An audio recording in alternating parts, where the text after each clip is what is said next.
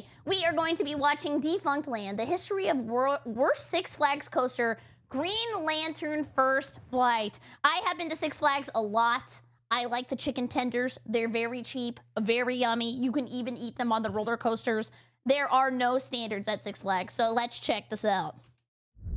Amusement and theme park rides are often divisive. Yeah, and also, why did the Green Lantern have to tank this? Isn't he fighting enough? What is beloved by one fan might be despised by another. There are endless debates on whether any given ride is good or bad, thrilling or uncomfortable, fun or boring. But every now and then, the stars align and a majority opinion emerges, and fans, critics, and casual guests alike all come together in their shared love or hatred of an attraction. Whoa, actually, my favorite roller coaster still is the Velocicoaster. It is the greatest roller coaster I've ever ridden. It's fast. The turn feels like you're gonna fall out and die, and I think that adds a little bit of pizzazz. In Six Flags' case, there is no coaster in recent history that has been so widely rebuked as Magic Mountain's Green Lantern First Flight.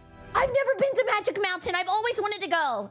The two parks I've never been to that I really want to go to are Magic Mountain and Cedar Bay or Cedar Park or whatever. That one seems really cool. I think my dad and I are gonna go this year.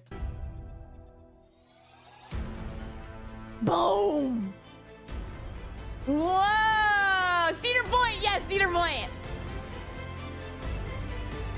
Holy production! Whoa! I felt like I was on a little corkscrew.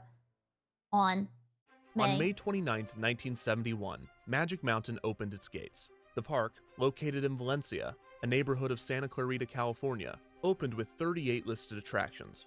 That's kind of a lot. I feel like I could spend some time somewhere if it was like 38 in a row.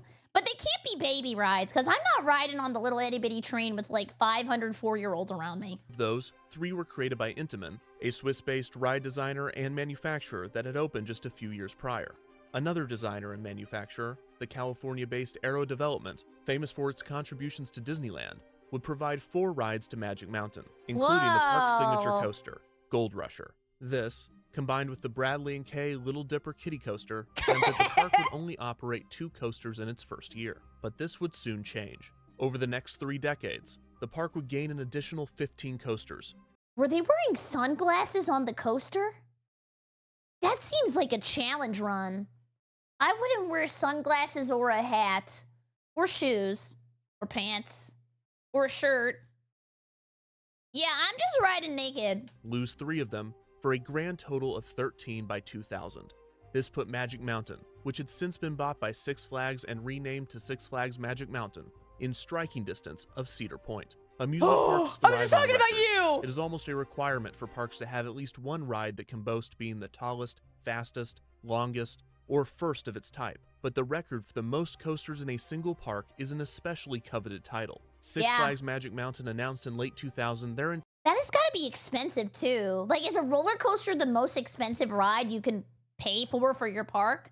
I feel like that's sometimes why they put in like the people eater rides or like dumb, I don't know, simulations, like simulate getting a haircut ride. Like, who wants that? Simulate standing in line, simulate going up and down an escalator. intention to add 2 additional coasters, bringing Magic Mountain's total to 15 and beating out Cedar Point by 1. One of the rides would be a record-breaking Vekoma boomerang named Deja Vu, and the other would be a coaster unlike anything on Earth. Aero, which had become Aero Hus and then Aerodynamics, now had 3 coasters operating at 6. This track looks scary. I know engineers worked on this, but my God, I feel my neck going back. But what the hell is this? This is yellow paint I don't want to follow. Flags Magic Mountain, and they were partnering with the park to. My favorite roller coaster is the dragon one for kids at Santa Cruz Boardwalk. It's not scary at all, and that's why I like it. Oh, there was this ride that I made my grandpa ride. If you've ever been to Kima Boardwalk, they have this really scary wooden roller coaster that's really, really, really, really rough. And my grandpa lost his Vietnam hat. And yeah, that was bad. I think he almost died. Create a one-of-a-kind coaster. using a design patented in the mid-90s by John F. Mayers, an attorney that apparently just patents coaster designs in his free time. Arrow and Six Flags Magic Mountain set out to build the first ever fourth dimension roller coaster. A fourth dimension coaster is characterized by the addition of a horizontal axis, in which the cars can turn and spin guests perpendicular to the track. I can barely handle VR. I would be painting the ground with puke, painting my neighbor, just straight up Shamu splash zone. This can create additional inversions, or even keep guests upright as the vehicle inverts. Arrow's coaster, designed by engineer Alan Schilke, used 4 rails rather than standard 2. 2 rails would keep the train on the tracks, and the other 2 would use a rack and pinion gear to control the spin of the seats. Oh, okay. At least the spin is controlled because, like, I would imagine that there's, like, weight distribution. Like, maybe if you were, like, a little bit heavier, you would spin a lot faster, which would be crazy. So while the coaster would appear to spin freely, the rotation would be controlled and the same for every guest as the train made its way along the track. Okay. The coaster was an innovative concept from Arrow, who had lost significant ground in the industry since their heyday decades prior. The coaster, titled simply X, or sometimes Extreme, X gonna give it to you, gonna puke for you, was planned to open in the summer of 2000, but this would not be the case. Design issues and miscalculated construction costs would delay the build months, with previews taking place in December and the ride finally opening on January 12, 2002. The ride would put Six Flags Magic Mountain at 15 coasters, one more than Cedar Point. Dude, they're just going back and forth. They're snowballing roller coasters. Awarding Magic Mountain the coveted title. However, the ride's debut was not the celebration that it should have been for Arrow or Magic Mountain. Dude, that would be so fun to be like a little roller coaster designer. I don't know. That's like, I always talk about the fun engineering jobs. Like, most of the time you go to be an engineer, they're like, you're gonna work on a bomb. Wow, wow, wow, wow. But then some people get to work on roller coasters, or like you could work on really fast cars for like F1. That would be awesome. There's like the fun engineering. Arrow lost millions on the coaster.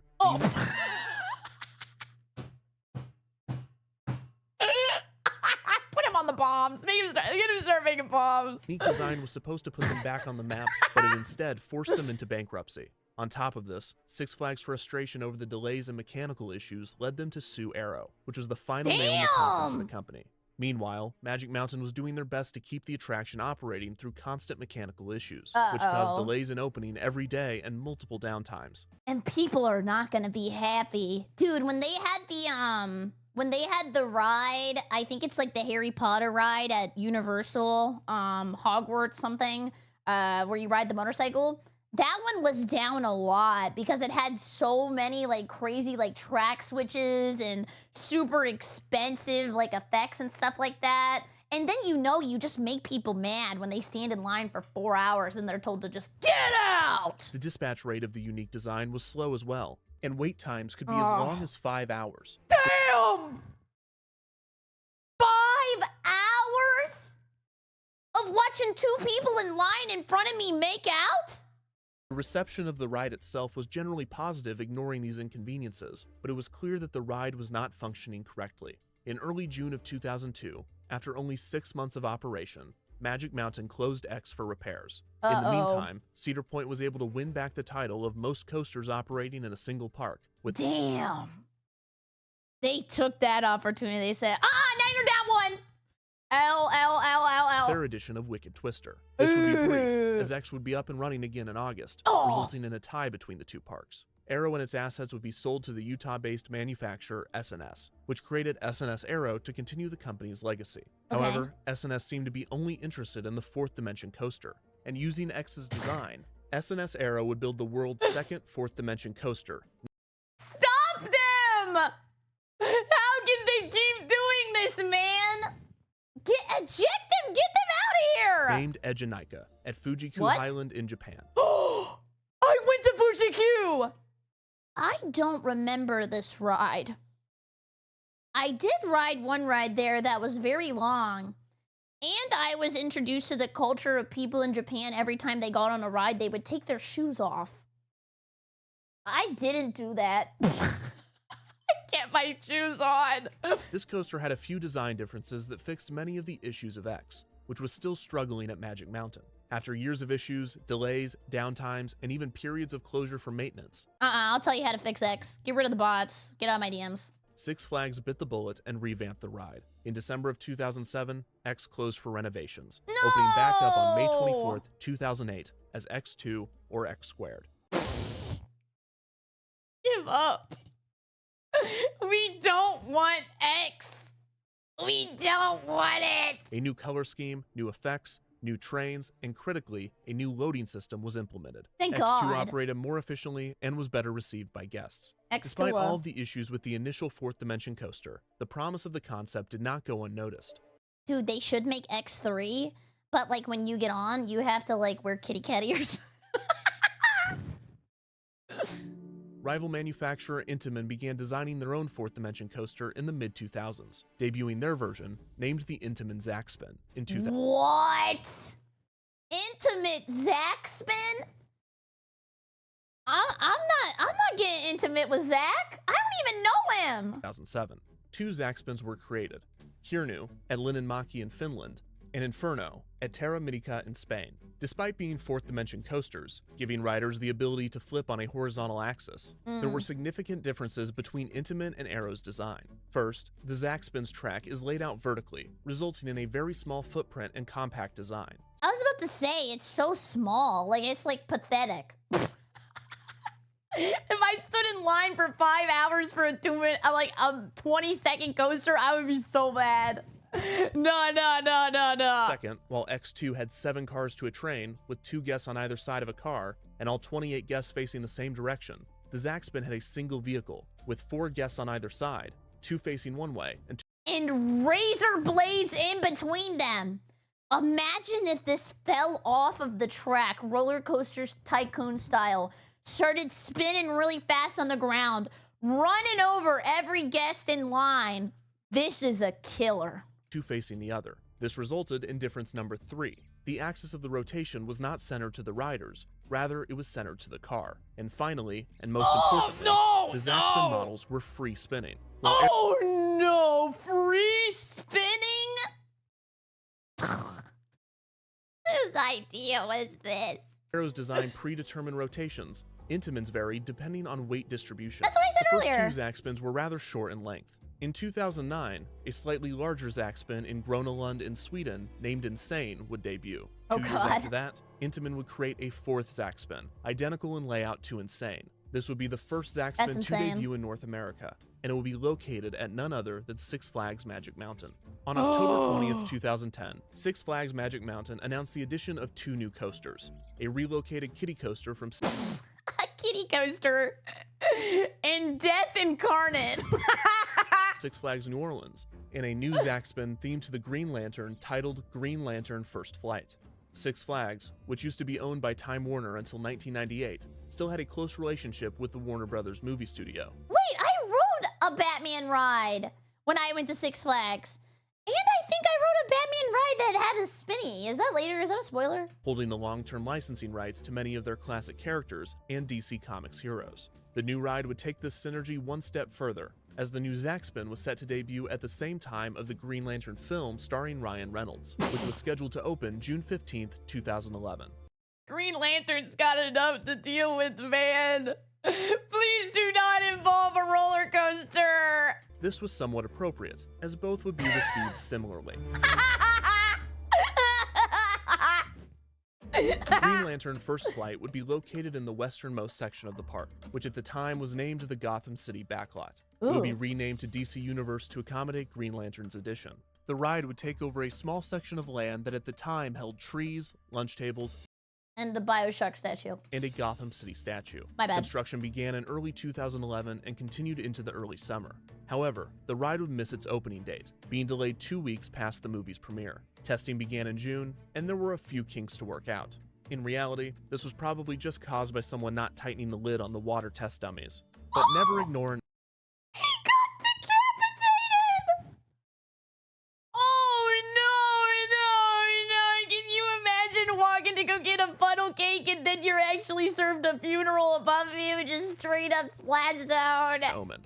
The ride had the same specs as Insane. It was 107 feet tall and reached speeds of 35 miles an hour. It was celebrated as the first ever completely vertical patterned zigzag roller coaster featuring 360-degree spinning seats in North America. What took them so long? Most importantly, for marketing, it was a Blood, car paint, grim setting in Las Vegas. Detectives report finding traces of blood not believed to be a human in the car of a local woman. What? Oh, I'm sorry, I got distracted. We were talking about the roller coaster. record-breaking coaster, technically.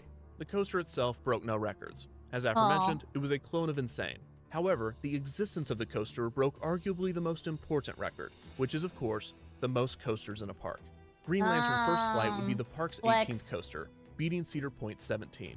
Now with the most coasters on the planet, go big. Go Six Flags Magic Mountain. This was just in time for Magic Mountain's 40th anniversary, and Wow. the park touted that they now had the most comprehensive collection of thrilling coasters anywhere in the world. A media event was held for the ride on June 30th, 2011. The grand opening ceremony was star-studded. Aquaman was there. That is such a clonable thing. Even Aquaman. How is he walking around here, man? Nobody wants a picture? Wonder Woman was there. What? And of course, the Green Lantern himself was there. No, in brightest day, really? in blackest night, in spandex that hide nothing from sight. He's right.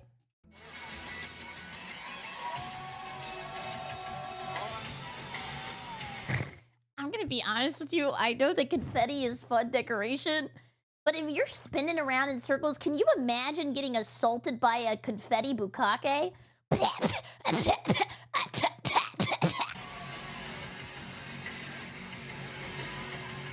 Holy crap!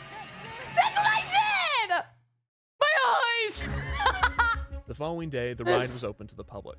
Guests would approach the ride, viewing the coaster, a large Green Lantern power battery, and a large Green Lantern illustration. They would pass under a sign for Ferris Aircraft, where courage takes flight, the Bueller. fictional aircraft company where Hal Jordan, the Green Lantern himself, was a test pilot. They would pass by a model of a plane and more information on Ferris Aircraft. As guests entered the Q building, they would be met with Ab and Sir's wrecked starship. The next room would feature a Green Lantern power battery and a pre-show video of animated Green Lantern illustrations. I'm sorry.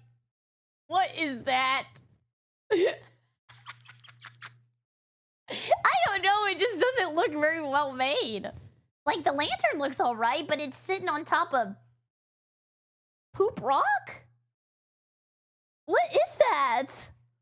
Next, they would be greeted by a sign featuring the Green Lantern Oath. The line would then be split so that guests could board on both sides of the track. Guests would be seated 8 to a vehicle, 4 in each car, with 2 passengers facing forward and the other 2 facing back. The ride began. Nah, I'd be doing some wild crop dusting. You'd be tasting the corn.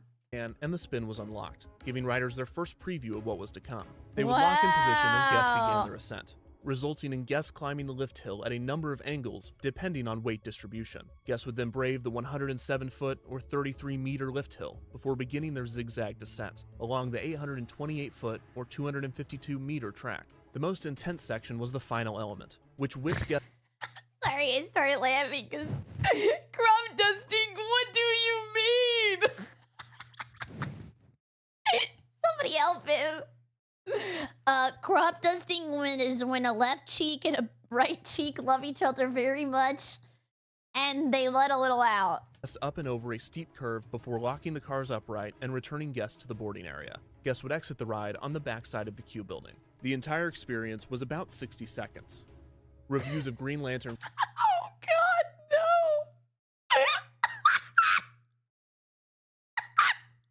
You were cracking me up. No pun intended. First Flight were generally positive out of the gate, and fans and critics praised the coaster as an intense and thrilling addition to Magic Mountain, compacting some of the unique experiences of X2 into a small footprint. Some critics were underwhelmed, calling it a glorified flat ride. But overall, reviews were good. The ride had a maximum capacity of around 800 people an hour. Okay, so this is casual slop. Real enjoyers don't like it. But Magic Mountain almost always ran the attraction with fewer than the maximum amount of vehicles, resulting in the capacity being closer to 500 an hour. Guest demand for the small coaster was not as overwhelming as the larger attractions, but it seemed that Green Lantern First Flight was a solid, thrilling addition to Magic Mountain. However, guests' opinions were about to do a 180. As it turns out, Zack spins are much more about the spin than the Zack. I would hope so. Who is Zack? Reported that the maximum amount of 360-degree rotations the free spinning cars on Green Lantern First Flight could accomplish was 3, with the minimum being 0. But many reported in the early months accomplishing 4, 5, or even 6 spins. Oh, wait, we're spin maxing. Dang, wait, that would be really cool. You could get off and be like, I got 4 spins. Oh, you got 4, I got 5 spins. The amount of rotations depended on the weight distribution of the car, and reportedly, how much the cars were allowed to spin. The latter rumor purported that there was a friction mechanism that the park or ride operators could control. So while the cars would still be free spinning and capable of 360-degree rotations, the amount of force necessary to make a full rotation could be much greater depending on this setting. But this has not been confirmed. Weight distribution, on the other hand, definitely plays a huge role. Supposedly, ride operators in European parks where the other 3 Zaxspin coasters resided make an effort to maximize the number of rotations by purposefully picking heavier riders and pairing them with lighter ones. Oh, how insulting. You sit down, you look over, and you see, like, the smallest woman you've ever seen. You go, I'm the fat one? What? Of course, Six Flags would not make the same effort, resulting in varying ride experiences. Fewer rotations leading to a less thrilling ride was not even the real problem. The biggest issue was the experience that fewer rotations could cause. Not only is going upside down fun, but on the Zaxspin's intense zigzag descent, it is often necessary to avoid whiplash. Cars oh my god, I didn't think about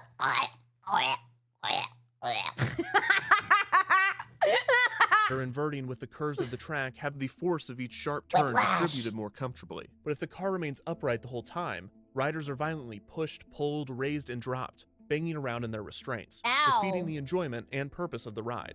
Plus, as previously mentioned, Zaxspins placed guests off the horizontal axis in which they spin, exacerbating the whiplash effect, as each guest is essentially catching up with the movement of the ride. The restraints were also less than comfortable, with many guests complaining of pain in the shoulders and, in some cases, hits below the belt. Oh! Can you imagine getting on the Green Lantern, but then you get green balls? Ow! Ow! Ow! Ow! There's no way! Dude, can you imagine this going up your labia? Oh, you gotta wear a cup! To put it delicately, it was a pelvic nightmare. Pelvic nightmare? Can you imagine there was a Green Lantern villain who just, like, kicks you in the balls every 20 minutes? My god. This tainted the ride for many guests. I'm sorry, that was guttural. That had to have been a pun. There's no way. But the complaints were minimal during the ride's opening months. It wasn't until early 2012 that the ride would develop its reputation among coaster fans and regular guests as one of, if not the worst Six Flags coaster in operation. Through late 2011 and early 2012, the ride experienced a few breakdowns, leaving riders either facing the sky or upside down for an extended period of time. I'd have a nervous this was breakdown. either a prevalent issue or something Six Flags wanted to avoid entirely, as an adjustment was made to the ride's design to prevent this from happening.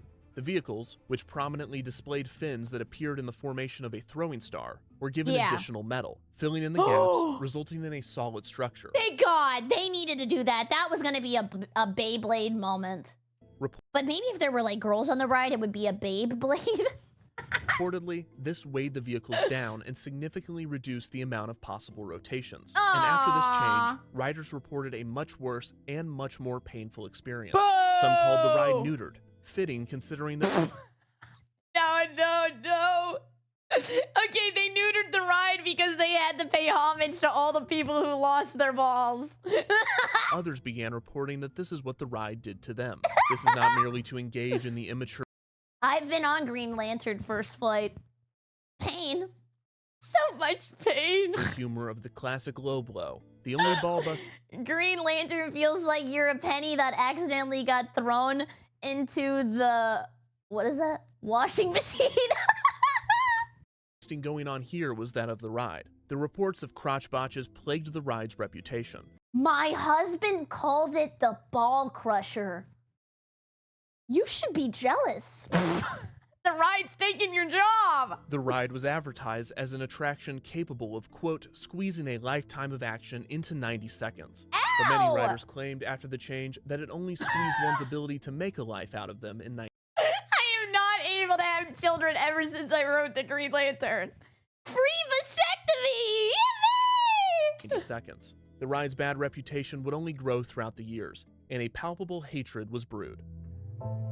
In July of 2014, Green Lantern First Flight and all of the Intamin Zaxpins were closed out of caution after an 18-year-old man died after falling out of the Inferno Zaxpin in Spain. It was soon revealed that the park had modified the attraction's restraint without the knowledge of Intamin, and the other Zaxpins were reopened. The following year, a new fourth dimension free spinning coaster would open at Six Flags Fiesta Texas, named Batman the Ride. Yes, I told you!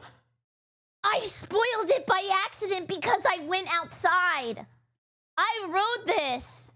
And it's really fast. Like, I mean, like, it ends really quick. But this would not be developed by Intamin, rather S&S Aero, which had since been acquired by Sansei Technologies. The company had built one additional fourth-dimensional coaster in X2 style at China Dinosaurs Park, named Dinoconda. But this would be the last of its kind that S&S Sansei would develop. Batman the Ride was similar to a Zaxpin, but different in a few key ways that solved many of the problems that Intamin's design had. Oh, they patched it. Riders were separated into cars of 2 rather than 4, and the axis was centered on the seats, more specifically the riders' stomachs, resulting in a more comfortable experience and a somersaulting effect. I guess just don't be pregnant? Maybe? Like, I don't think the baby would like that. Second, the cars use a magnet and fin mechanism that allowed for forced spins in key areas, while allowing free spinning during the rest of the ride. This concept, again designed by Alan Schilke, was a huge success, and a total of 9 S&S free spins have been installed throughout the world. To compete, Intamin announced a new generation of their free spin model that shared more than... You're right, I don't think you're supposed to ride any ride pregnant. So just take my advice! a few similarities to S&S's version, although so far, none have been installed. As fourth dimension coasters spread throughout the world, Green Lantern First Flight continued to disappoint. The amount of negative reviews for the attraction cannot be overstated. It was truly despised by many, while there was a minority of people that enjoyed the attraction and thought everyone else was not tough enough for it. Oh, L! If you hate the ride, you're bitch made. Many more Magic Mountain visitors actively avoided the ride. And then suddenly, in July of 2017, Magic Mountain closed the coaster, giving no explanation as to why. Rumors circulated that a woman had hurt her. Imagine that was the meme about the ride. My ball, his balls look like this, so mine can look like this.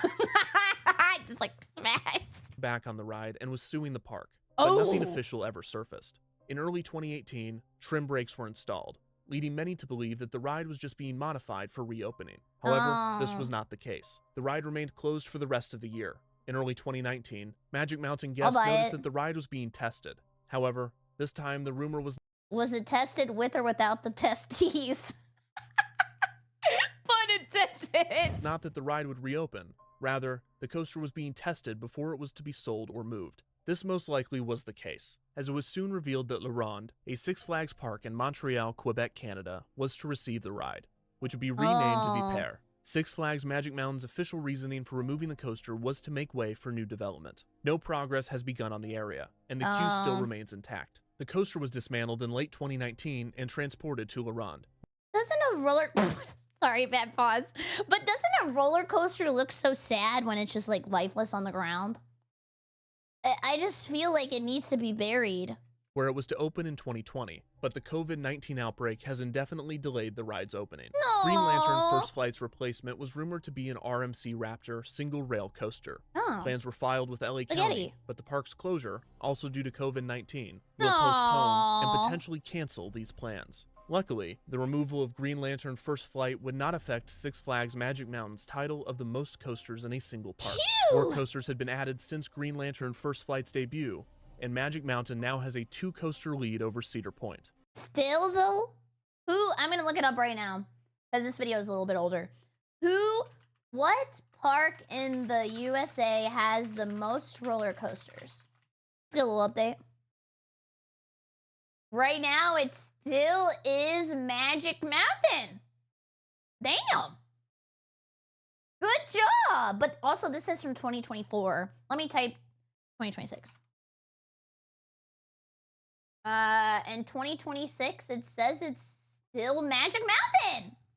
Let's go. With Magic Mountain at 19 and Cedar Point at 17. Although many fans would argue quality over quantity. Green Lantern First Flight was about as universally hated as a coaster could get. It was not without its fans, but the majority of guests seemed to agree that it was not worth the whiplash. Most disappointingly, the ride was received well before the modifications. It is possible that the coaster could have lived on with a much different reputation if Six Flags had not made the change. Yeah. It is not often that the removal of a ride of any kind is cheered, but if there's a silver lining to be had, unsuspecting guests will no longer be subjected to the pain and whiplash caused by Green Lantern. Replace it with the Long as Nutcracker. they don't watch the movie. Okay, good one.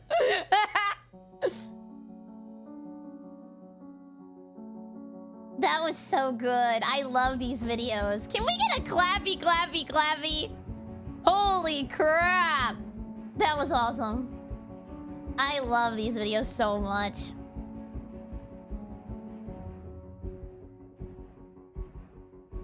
That was so cool. And the music. Bam. I feel like I'm conducting.